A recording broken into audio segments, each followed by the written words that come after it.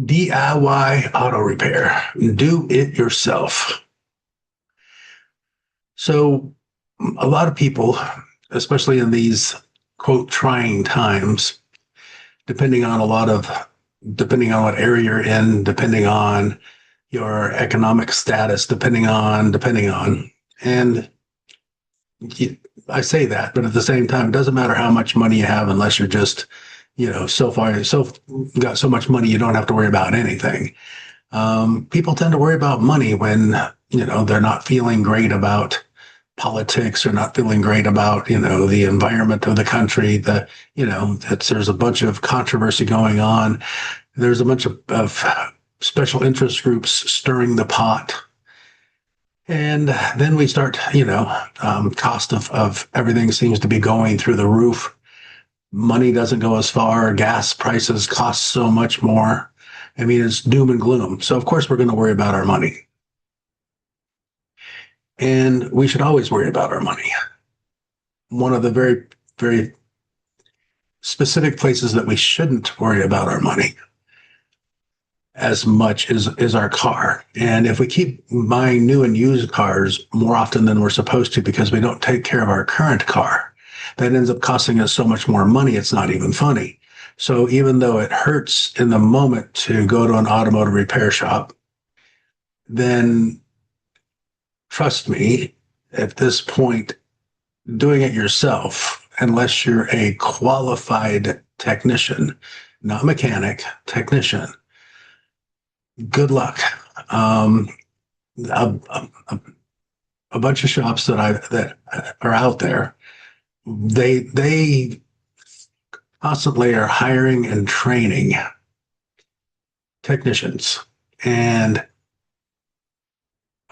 you can literally when I used to coach in the automotive industry, it was three things: either somebody had the capability, or they need to be trained, or they lacked motivation. So if you had a problem with somebody, it was either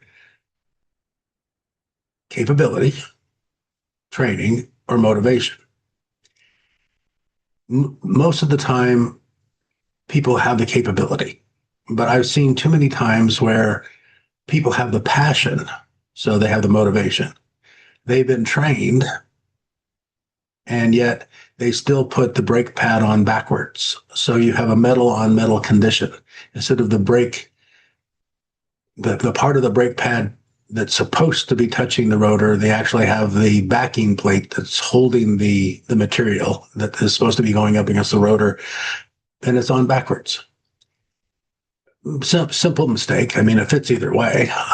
Doesn't work either way, but it fits either way. And it's just that simple little thing on a brake job. So you might want to consider why doing it yourself can cost more than having a professional shop do it right the first time. Or even if the shop gets a hold of one of the people that lack the capability, and they put the brake pad on backwards, metal on metal, ruining the rotor, ruining the brake pad. And obviously metal on metal doesn't stop as well as the friction material touching the rotor and making you stop. Allowing the automotive repair shop to catch that and be responsible for that, versus your next door neighbor or that quote shade tree mechanic that doesn't have any insurance backing them up, that doesn't have any skin in the game per se. I mean, insurance costs a huge amount of money for an automotive repair shop. It's just like, and not as much as malpractice, I'm sure, for a doctor, but I mean, think about it. A technician has got your life in their hands, literally. I mean, I would rather be placing my life in the hands of a professional that has insurance than my next door neighbor or shade tree that does not. I mean, if somebody's fixing it out of their own, garage attached to their house versus a repair shop, it's a huge difference. So before starting any DIY auto repair, ask yourself one honest question. Do I know what actually caused the problem? Or am I replacing the part that seems most obvious? That one question can save time, frustration, prevent a small issue from turning into a huge, a big repair, a huge repair. There's nothing wrong with wanting to understand your own vehicle. In fact, it is smart. A driver who pays attention to warning lights, noises, smells, leaks, tire wear, brake feel, steering changes, and changes in how the vehicle drives is usually ahead of someone who ignores small concerns until they become serious. Think about it. You should every now and again turn off the radio, turn off everything around you, and just listen to your vehicle and try and understand it more. I mean, it's your vehicle and you're driving down the road at 75 miles an hour, So some people a little faster than that, which they should not, obviously. I'm not endorsing that by any stretch. I definitely want to know that I'm comfortable, very comfortable. I know people that have never turned down their radio. And then it's funny, they actually pick the vehicle back up from the automotive repair shop, and then they don't have the radio on because most automotive repair shops turn it off, or turn it way down. And, because they have to test drive your vehicle, and they have to hear it. You have to hear what's going on with your vehicle. And they notice the sounds of the car for the first time, and they're like, was that noise there before? I mean, isn't that funny? They don't even know if that noise was there before. They don't know the difference between the normal noises of the car and the abnormal noises of the car. You have to know that noticing a symptom is not the same as diagnosing the cause. That is where DIY auto repair, do-it-yourself auto repair, can become expensive, frustrating, and sometimes risky. Many drivers start with good intentions. They hear the brake noise, feel a vibration, see a check engine light, notice a fluid leak, or deal with a vehicle that's not going to start. Then they search online, watch a video, order a part, and try to repair the vehicle at home. And I'll even say that it's getting worse now that AI, and people think that AI is as smart as the technician and can actually diagnose their vehicle without actually, AI is not attached to their vehicle. Think about that for just a second. So you put in what you think the symptoms are, and you put in the code that AutoZone, or you went on Amazon and you got a cheap little code reader. So you put the code into, ChatGPT or Claude or Gemini or Grok or something, and it starts telling you what to do. Well, you don't have the equipment to do what the flow chart is going to tell you to do, number one. You don't have the expertise, number two. You don't have the training. So to me,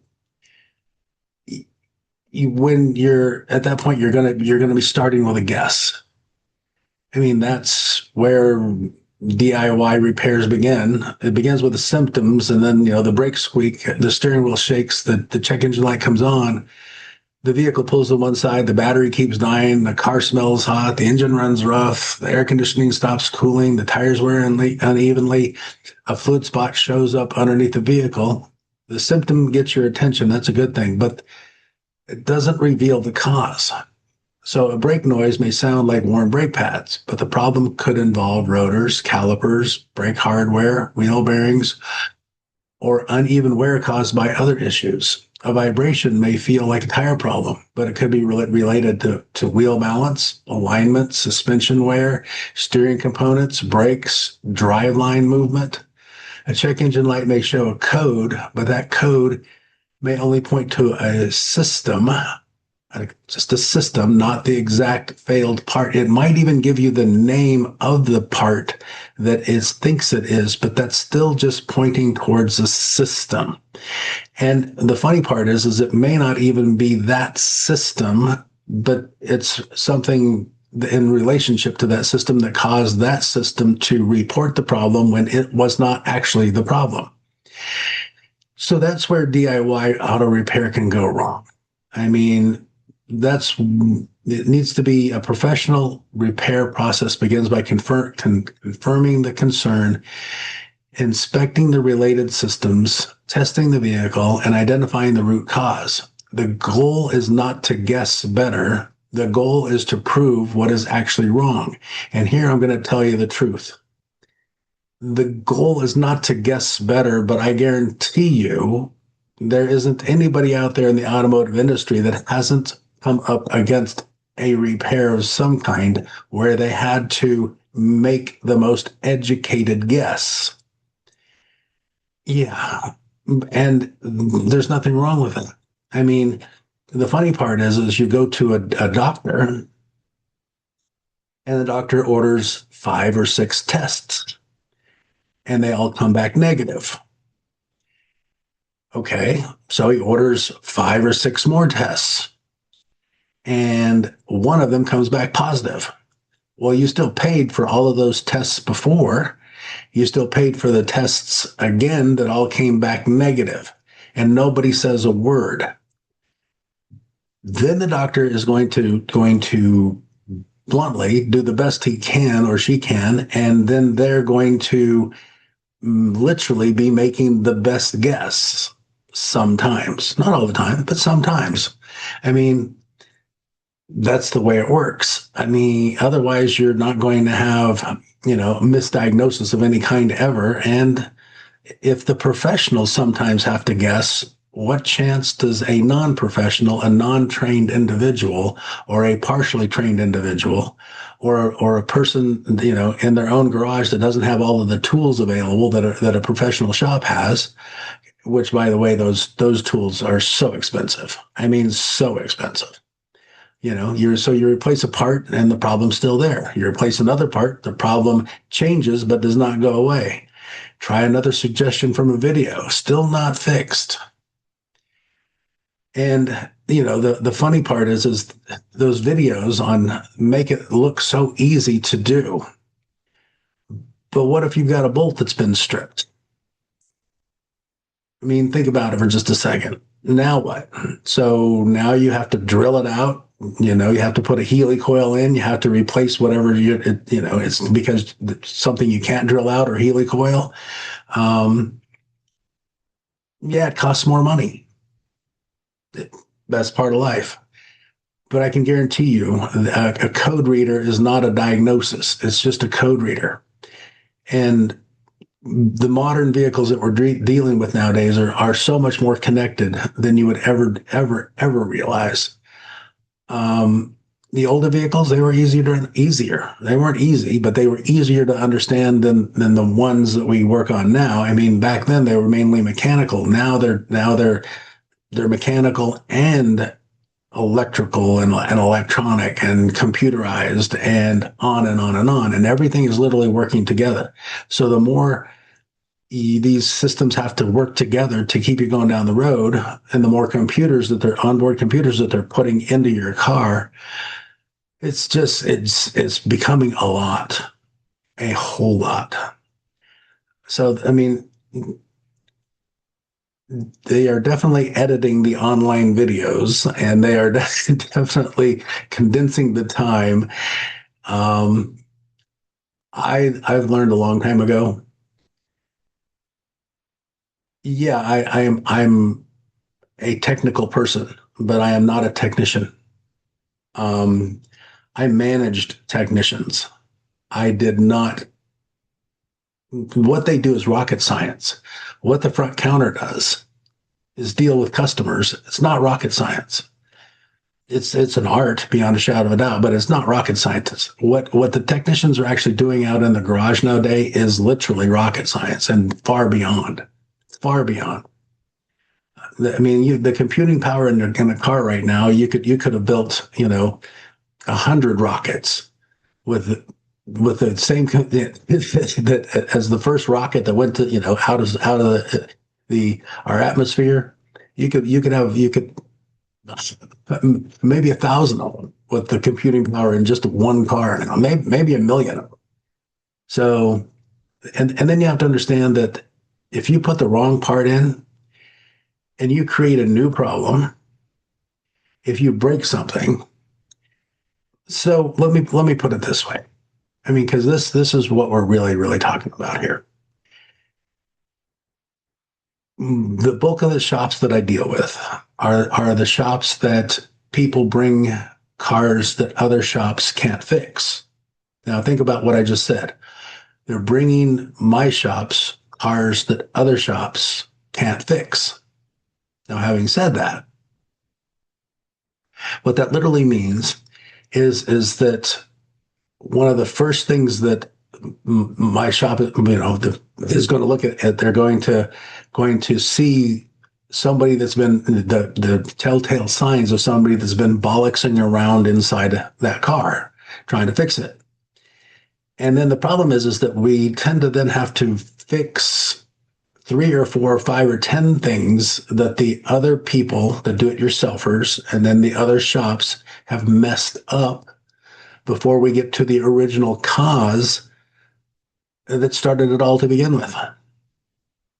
That's why having a trusted repair facility and having a great relationship with the repair facility that you trust is so critical.